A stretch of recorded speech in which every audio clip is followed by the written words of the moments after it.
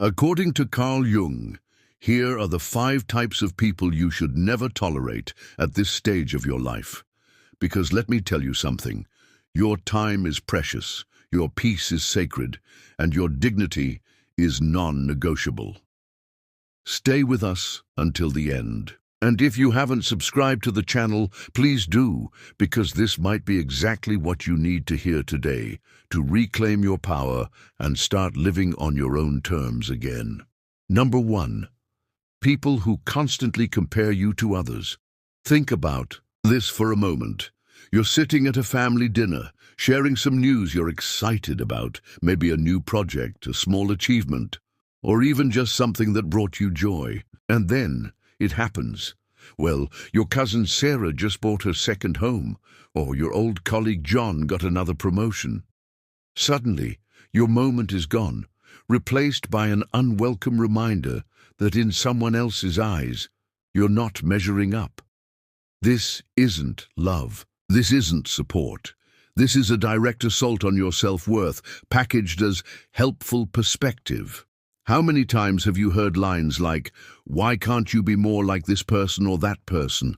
Or, "At your age, others have already done this." Or that these comparisons aren't innocent observations, they're poison disguised as concern. Each one carries the same message, you're not enough as you are. But here's what they don't understand. Your journey is uniquely yours. You're walking your path at your pace, fighting battles they know nothing about, and achieving things that can't always be measured or displayed. When someone constantly holds you up against others, they're not seeing you, they're seeing a distorted version of who they think you should be. They've created a scoreboard that you never agreed to play on. And the worst part, the longer you tolerate these comparisons, the more you start to believe them. You begin measuring your worth through someone else's warped measuring stick. Your achievements lose their shine, and your unique qualities become flaws that need fixing rather than differences worth celebrating. Let me tell you something that might be hard to hear. People who truly value you will never make you feel like you're in a constant competition. They'll celebrate your victories without mentioning someone else's bigger ones. They'll lift you up without suggesting you need to climb higher to catch up with others. It's time to ask yourself, are you willing to keep shrinking yourself to fit into someone else's idea of success? Or are you ready to stand tall in who you are, unapologetically claiming your right to be measured only against yourself? Because at this point in your life, you've earned the right to be recognized for who you are, not constantly reminded of who you're not. The next time someone tries to compare you, remember this. You are incomparable, and anyone who can't see that doesn't deserve a front row seat in your life. Number 2, people who expect you to tolerate disrespect for the sake of peace. Just let it go. Don't make a scene. That's just how they are. How many times have you swallowed your dignity after hearing these words? How many times have you sat silently while someone spoke to you in ways that made you feel small, insignificant, or worthless, all in the name of keeping the peace? This is one of life's cruelest traps. You're disrespected, hurt, or belittled, and then made to feel like you're the problem if you dare to stand up for yourself. As if your reaction to poor treatment is worse than the treatment itself. Picture this scenario. You're in a conversation where someone cuts you off, dismisses your opinion, or worse, speaks to you with thinly veiled contempt. You feel that burning in your chest, that knot in your throat, but instead of addressing it, you smile and nod. Why? Because someone once told you that keeping the peace was your responsibility. That making others comfortable, even at the expense of your own comfort, was somehow a virtue. Let me be absolutely clear about something. Peace at the price of your dignity isn't peace, it's surrender, and anyone who expects you to repeatedly surrender your self-respect doesn't respect you at all. Think about it. Would you ask someone you truly care about to silently accept being treated poorly? Would you tell your child, your best friend, or someone you love to just take it when someone speaks down to them? Of course not. So why accept this expectation for yourself? What many don't realize is that every time you allow disrespect to go unchallenged, you're not just keeping external peace, you're creating internal chaos. You're telling yourself that your feelings matter less, that your boundaries are optional, that your worth is negotiable. And over time, you start to believe it. This isn't about becoming confrontational or creating conflict at every turn. It's about recognizing that respect is not a luxury, it's a necessity. It's about understanding that standing up for yourself isn't selfish, it's self-preservation. At this stage in your life, you've earned the right to be treated with dignity. You've spent years building yourself up. Don't let anyone tear you down with words or actions that diminish you. The right people will never put you in a position where you have to choose between peace and respect. They'll understand that true peace can only exist where respect is present. So the next time someone expects you to smile through disrespect for the sake of peace, remember this: any peace that costs you your dignity is too expensive. And those who truly deserve a place in your life will never put such a high price tag on your relationship. Number 3, people who expect you to be their emotional dumping ground. We all need someone to talk to sometimes, someone to lean on when life gets heavy. That's human connection at its core. But there's a world of difference between mutual support and becoming someone's emotional waste facility. You know exactly who I'm talking about. That person who calls only when their world is falling apart. The one who unloads every problem, frustration, and negative thought onto you without ever asking about your day. The one who drains your energy so completely that after speaking with them, you feel exhausted, empty, as if someone pulled the plug on your own emotional reservoir. These relationships aren't balanced. They're parasitic. One person takes and takes, leaving you with nothing but their burdens to carry alongside your own. And the most painful part, they rarely, if ever, offer the same listening ear when you're the one struggling. Think about your most recent conversations with these people. Did they ask about your life, your challenges, your joys? Or was it a one-way street of their problems, their drama, their needs? Did you hang up feeling uplifted? Or did you feel like you'd just done emotional labor without compensation?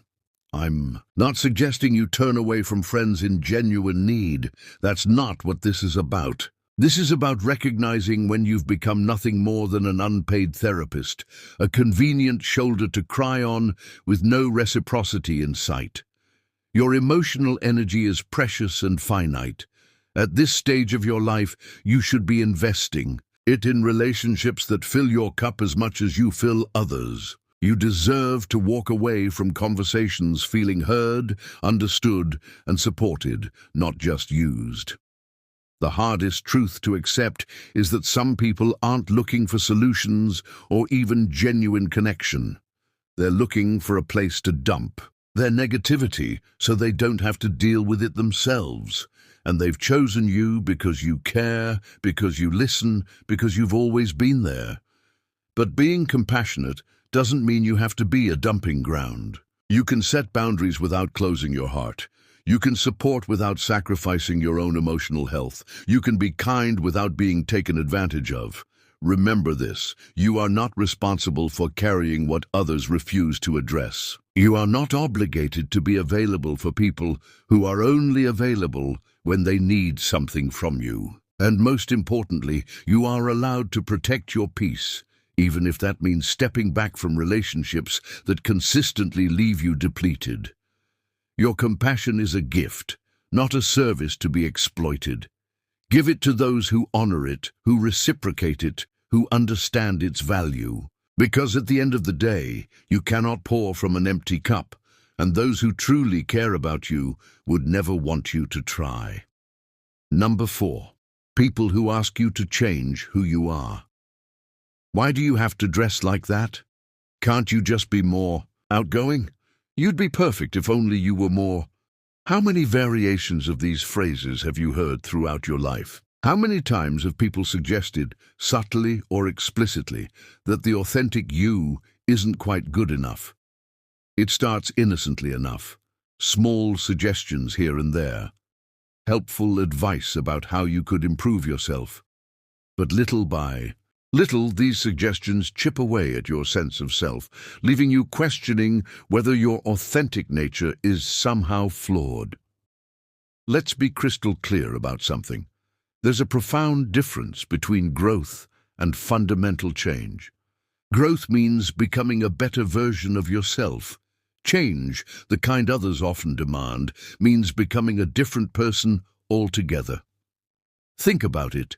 The people who truly love you will encourage you to grow while embracing who you essentially are.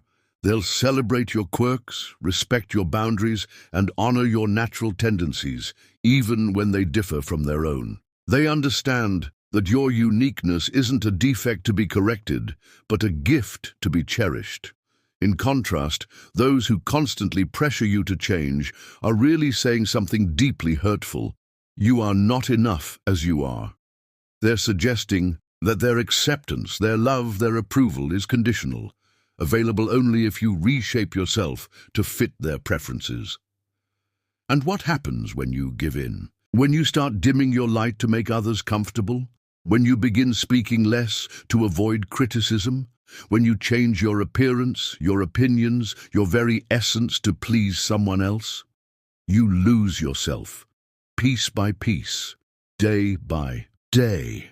You become a shadow of who you truly are. And one day you look in the mirror and barely recognize the person staring back at you. That's the true cost of allowing others to rewrite your identity. At this stage of your life, you've earned the right to be unapologetically yourself. You've spent years discovering who you are, what you value, what brings you joy. Don't let anyone convince you that this hard-won self-knowledge is somehow wrong. Remember, anyone who asks you to fundamentally change who you are doesn't actually want you. They want their idealized version of you. They want the comfort of molding you into someone who better suits their narrative, their needs, their world.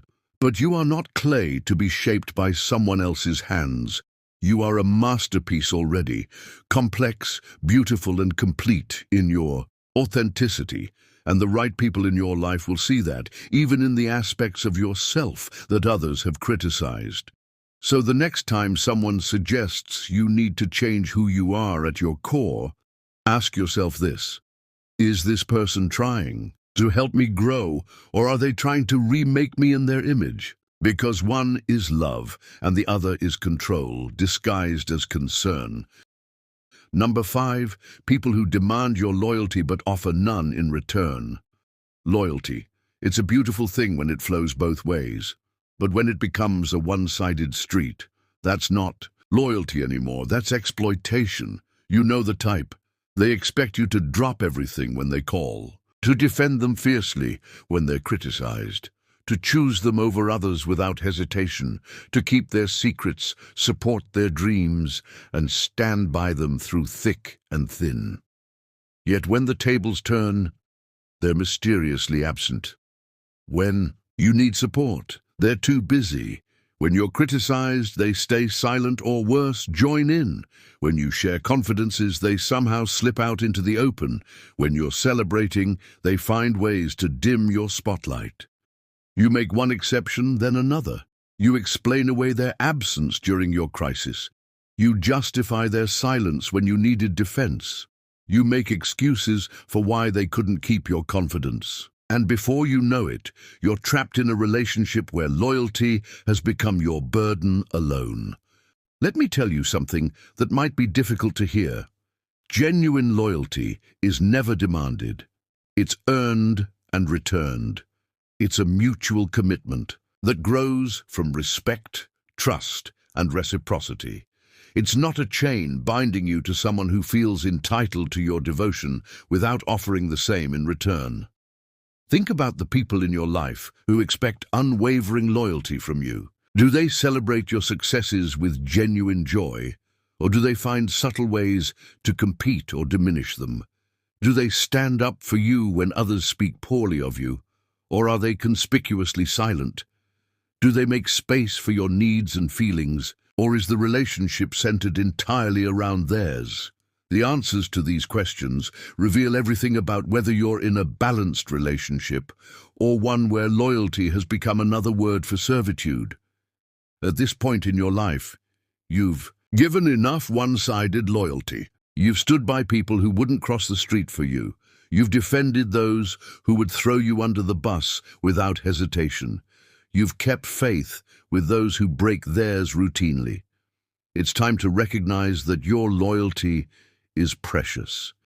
Too precious to waste on those who see it merely as their due, rather than the gift it truly is. It's time to invest it where it will be mirrored back to you, where it builds something mutual and meaningful, rather than depleting you.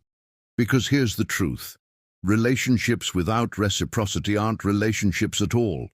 They're arrangements, where one person gives and the other takes, and you deserve so much more than that. You deserve people who will hold your secrets as carefully as you hold theirs, who will stand beside you when the winds blow hard, who will celebrate your joy as if it were their own.